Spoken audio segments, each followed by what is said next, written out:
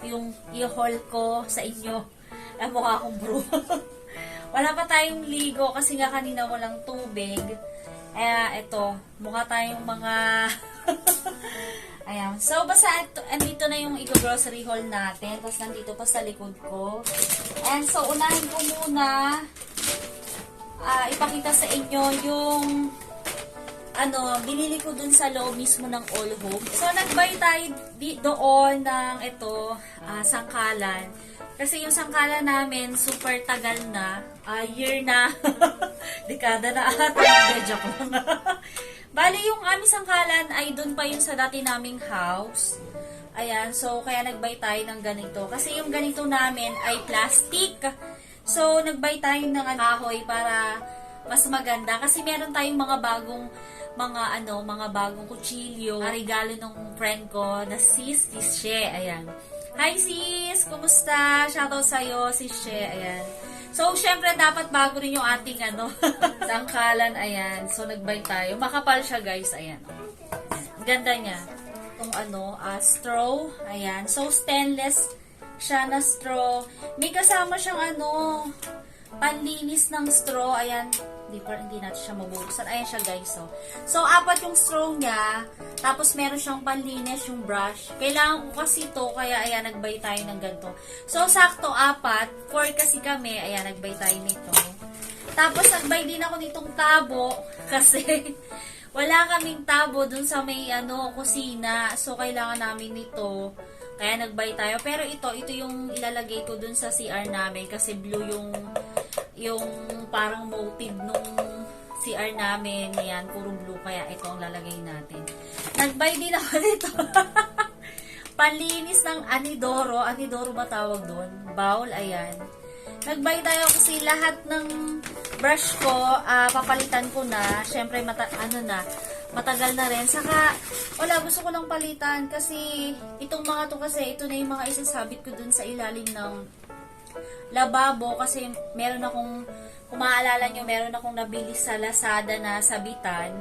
So, ikakabit ko na yon para magamit natin to. Ayan. Pot holder. Ayan. So, yung pot holder namin ay sira na. Tapos, manipis. Kaya nag-buy tayo nito. So, ayan. 3 na siya. Ayan. And, para dun sa mga junakis ko. Lego. Ayan. Lego siya. Na pizza shop. Ayan, kasi gusto nga nung panganay ko ng Lego, kaya binilihan ko siya. Tapos, meron din dito, Lego siya. Nakakatuwa to kasi, guys, surprise can. Tapos, Lego yung laman niya. Ayan, nag-buy tayo ng 2. Ito naman yung binili ko sa grocery, itong mga nandito. Nag-buy na tayo nito. Naubos na naman yung diaper ni Alexa. EQ Dry, ayan. Laging EQ naman ang gamit ko simula dun sa panganay ko. Hanggang dito sa bunso ko, EQ talaga ang gamit ko kasi maganda yung EQ. So, sa susunod pa na ko, EQ pa rin ako. Walang tatalo sa EQ. Baka naman. Boost natin yung laman. Ay, nagbay ako ng gantong ipit. Try nga natin. Ayan, so, ipit ko siya ng ganyan. Yan ang purpose ko dito. Ayan, so, 2 na siya. Pag nasira yung isa, may kapalit. Eagles na wipes, 2. Cotton buds na Sanicare, 2 nito, saka 1 nito para may lalagyan. Forlin na teta, kung tawagin, or pacifier. Kasi yung ko talaga, hindi pwedeng wala nito, pampatulog niya talaga to. Kaya, ayan. Kasi malimit kung pinapalitan yung pacifier niya, hindi ko siya pinagtatagal kasi lagi niya sinusubo Gillette, ayan, pang-ahit sa mga singit-singit. Ayan, pang-ahit sa kilikili, pang-ahit sa baba, lahat. Pwede yan pang-ahit dyan. Yeah.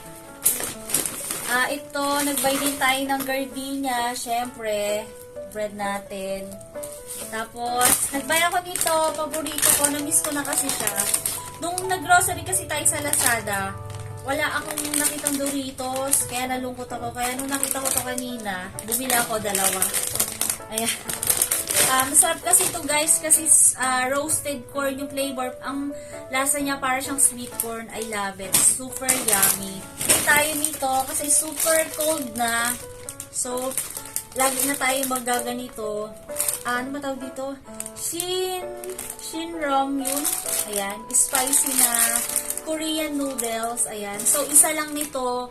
Pag nagluluto kami, isa lang nito. Kasi super big niya. Tapos, ang dami. Basta, ang dami pag isa.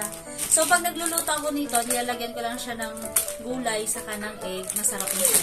So, ayan, bukas na. Kasi kanina, nung nandun sila sa car, nagugutom na yung dalawa. Ayan, bukas tayo ng dalawa, tigisa sila. Halos lahat naman ng binili ko dito ay pangkain-kain lang din. Kasi nga, medyo paubos na yung stock namin. Eh, yung mga bata naghahanap na ibang biscuit. So, ito, nagbay tayo talaga. So, may nakita ko doon, pandesal biscuit. Ayan o, parang breadstick, guys. Ayan o. Nagbay tayo ng isang ganito. So, yung kasi, nung isang araw pa, sabi niya gusto niya ng waffle. Eh, wala naman kaming wala kaming Maya hot cake. Kaya ito, bumili na lang ako nito. And, syempre, bumili na rin ako ng ng Maya hot cake para sure. Ayan. So, makakapagluto na tayo ng hot cake at waffle. Dalawa yung binili kong heart, sis. Biscuit, ayan, yun yung kanina. Ito yung binuksan nila. Dalawa. Para sa kanila. Chucky, may free na siya na Coco Crunch. Hindi mawawala ito kasi ito yung iniinom kong gatas lopat. Milk kasi nga syempre diet tayo, nag-exercise tayo. So, kailangan natin ng milk para malakas yung mga buto-buto natin. Tumatanda na tayo. Sabi ko, gusto ko ng matamis na drinks. Kaya lang, nalulungkot ako kasi wala akong mainom na drinks na walang sugar, tapos walang carbs, o kaya mababa ang carbs. So, nagulat ako. No choice na rin ako nung bumili si daddy, hinayaan ko na kahit makabili siya ng may carbs o may sugar, okay lang. Kaso ito, nung tinignan ko tong Coke Light na to, maganda siya guys kasi nakalagay dito, total carbohydrate is 0 grams. So, ibig sabihin wala siyang carbohydrates and sugar 0 grams. So, wala siyang carbs and wala siyang sugar. So, the best sa akin. Ayan pala guys, ayan pala nakalagay sa baba eh. Refreshing taste, no sugar, no calories din. Ayan nakalagay dito. Kaya, doon sa mga nagda-diet, maganda talaga to. Kung hindi nyo talaga kayang pigilan na hindi uminom ng soft drinks. So, itong inumin nyo Coke Light. So, nagbay tayo ng 6 pieces. Ayan. 6 pieces. Ayan. 6 pieces lang kasi ayoko naman na lagi. Diba, minsan lang pag gusto ko talaga, nagbay tayo ng 3. Pero sa amin naman tong 3. Ayan. Kasi nga, diet kami ni Daddy. Iwas muna kami ngayon sa beer. Kasi yung beer ay mataas sa carbs, sa carbohydrates. Napakataas nun kasi may sugar siya. Tapos mataas siya sa carb. Pag nagda-diet kasi, pangit ang beer. So, ito ang inaano namin ngayon, wine. Puro kami wine ngayon. So, ito may na-discover ako na ang pangalan niya ay Tabernello. Ayan. So, nagbigay kasi yung kumari ko nito nung New Year.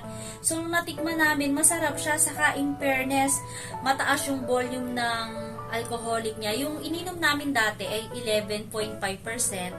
Ito naman ay 8%. So, okay na din kasi mataas-taas siya kaysa dun sa Nobilino. Kasi yung Nobilino, 5% yata yun o 4%.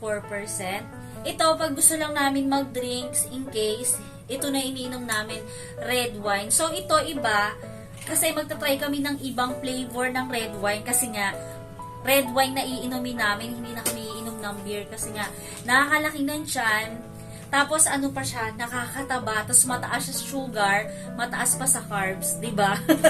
Healthy naman kasi ang red wine eh, ayan. So, basta nagbay tayo ng 2. Kaya kung ako sa inyo, kung gusto niyo talaga magpapayat, iwasan nyo ang mga carbs kasi sobrang daling magpapayat pag umiiwas ka sa sugar at saka sa carbs. Pwede naman kumain ng may sugar pero konti lang, saka sana sa isang linggo, isang beses lang, ganun. Tapos guys, nagbay tayo ng malunggay tea, morning. Ayan. So, wala na. Curious lang ako kasi diba healthy ang malunggay.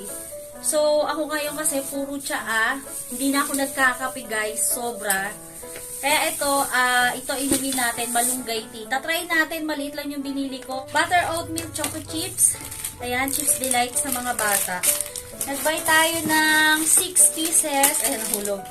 6 pieces. Mentos na fruit flavor kasi request nung panghanay ko. Tayo ng favorite nila, Goya na Nips, dalawa. Ng Frutella, strawberry flavor siya. So, ito tatlo. Alam niyo ang bag.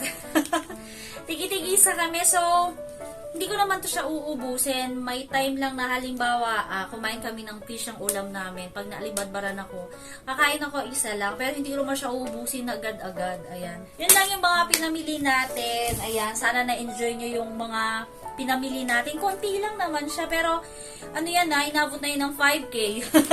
And so, yun lang guys. Thank you sa panonood. Sana na-enjoy nyo. Don't forget, like, share, and subscribe. Goodbye!